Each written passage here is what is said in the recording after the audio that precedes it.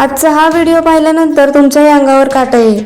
गुजरातमधील एका शेतकऱ्यावर अचानक सिंहीने हल्ला केला आणि तब्बल 30 मिनिटे तो तिच्या कचाट्यात अडकून राहिला। हा संपूर्ण थरारक व्हिडिओ सोशल मीडियावर प्रचंड व्हायरल होत आहे। मिळालेल्या माहितीनुसार शेतकरी आपल्या जनावरांना चारा घालण्यासाठी जात असताना अचानक झुडपातून एक सिंहीण बाहेर आली आणि त्याच्या अंगावर झडप घातली। काही क्षणातच तिने त्याला जमिनीवर पाडले आणि आपल्या पंजाखाली दाबून ठेवले।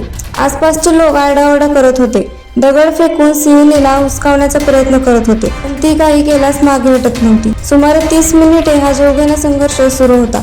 प्रत्येक क्षणी मृत्यू समोर दिसत असतानाही शेतकऱ्याने धैर्य सोडले नाही। आश्चर्याची गोष्ट म्हणजे त्याने शांत राहून सिंहीणीला हलकेच थोपटण्याचा प्रयत्न केला। काही वेळानंतर सिंहीण शांत झाली आणि त्याला सोडून जंगलाच्या दिशेने निघून गेली।